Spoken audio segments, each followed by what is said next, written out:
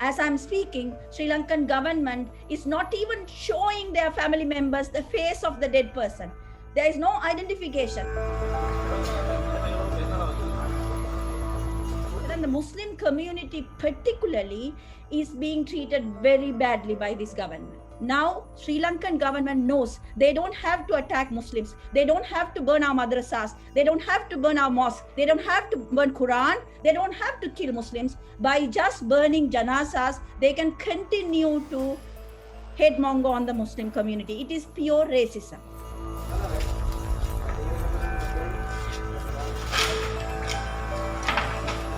Some of the families also left the janaza because they were asking for 40,000 rupees and also 8,000 rupees for cremation, right? So altogether, roughly about 200 US dollars they have to have. Remember, ever since the COVID second wave started in October, lots of people are under lockdown. These are poorest of the poor Muslims and they are daily wage earners. They don't even have food to eat.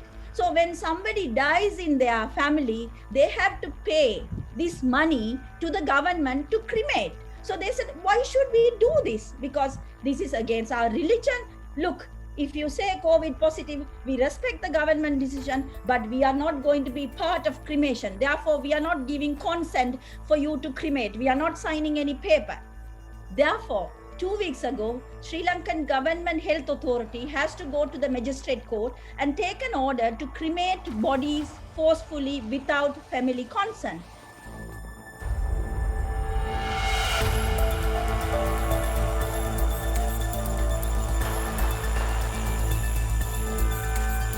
President Gotabaya Rajapaksa is now unable to manage what he took it out.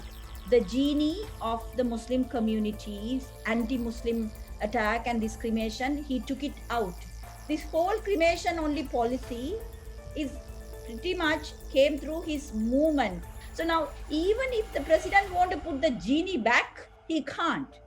So therefore, he has gone to the extent of asking the Maldivian foreign minister whether he can export Sri Lankan janazas, Muslim janazas to Maldives to be buried. What a joke. Have you ever heard any country exporting their COVID dead?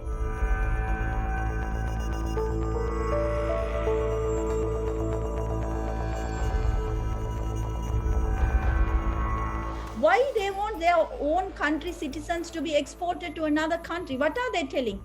Are they telling the Muslims that you Muslims don't belong to this country? Therefore, you are living here, we can't kill you and make you vanish. But if you die, we will export your dead bodies to Maldives.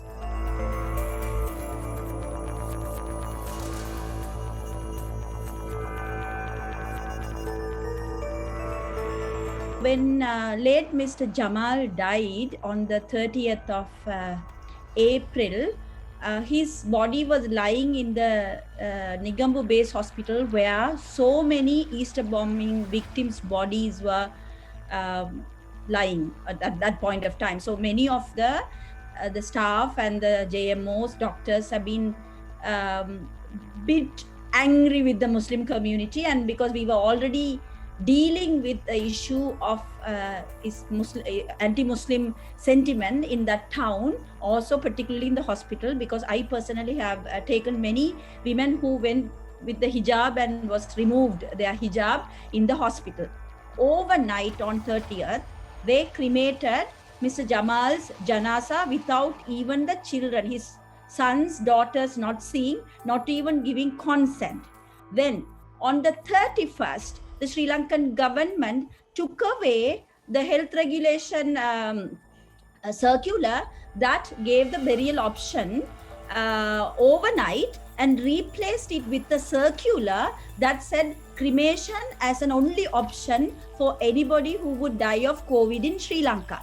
Then they rushed and they brought in an extraordinary gazette notification on 11th of April, legalizing, saying that Sri Lanka hereafter will only cremate COVID dead bodies. Therefore, the Muslims right throughout the first wave, now we are in the second wave, we are getting cremated. Our dead janazas are getting cremated.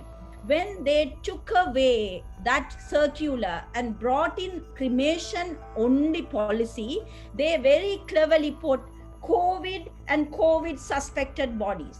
To date, there are many Muslims, they are saying they are dying of cancer, diabetic, head injury, heart attack, and all those things. The death certificate will say that all these the diseases that I talked about.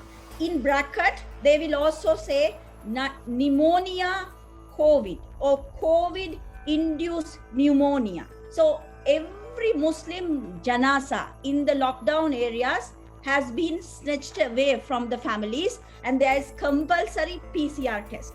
That also they are very happy to do it, whether it's coming positive or negative, because Muslim community, within 24 hours we bury our janazas, right? They want to delay that as much as possible. Therefore, some of the current political party politicians at the local level are going and stopping the normal janazas also, dragging the janazas into hospital and making sure that the janazas are stored for 2-3 days in the morgue. So this is like, they are very happy, they are punishing the Muslims. So it's very interesting, this whole COVID suspected case, how it is also facilitating more Muslims to be cremated, and some of them are wrongfully cremated. Now, one case, the doctor himself appeared on TV and said, PCR test only came today, it is negative, we already cremated this lady, her name is Rinosa.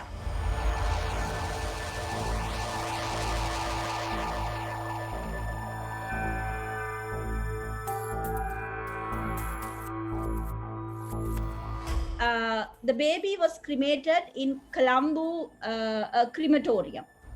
It's called Kanatta. So some of the youngsters decided to go and tie a white handkerchief. Some of us thought baby is nappy, so we went and tied it. And we also talked to the crematorium people, the administration, and also the mayor of Colombo is a woman. She's a Christian.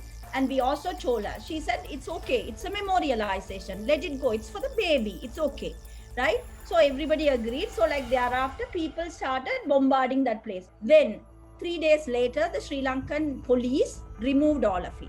The intelligence and the police is surrounding the areas and threatening the people, taking away their identity card and noting down their names, phone number, and all intimidation. We started tying a piece of a piece of haffan cloth on our hand. People have been even wearing haffan and protesting. And then other communities also, minority communities, because we also have a silent Christian minority and also Catholic who really want to be buried. They are also protesting, saying respect the minority religion. Very peaceful protest, but still the police is going and removing all the posters that we are putting. So everybody is going and tying a piece of haffan on a public place, their main door, their gate, their vehicle, everywhere we are tying, and we are showing our resistance that human body needs dignity. Human rights goes with dignity. It doesn't end when you die. Yesterday, they have again cremated a 46-day-old baby, also without any consent, because we saw video footage where the family has been fighting and shouting and howling. You have not shown us the baby. I don't know whether this is my baby, and all those things. So this is continuing. This has not stopped. And right now, Sri Lanka has over 165 COVID dead casualties. Out of that, more than half happen to be Muslims. So over 80 odd Muslims have been already cremated. Sri Lankan Muslims are only 9% in this country, right? So it's a huge number for the Muslim community.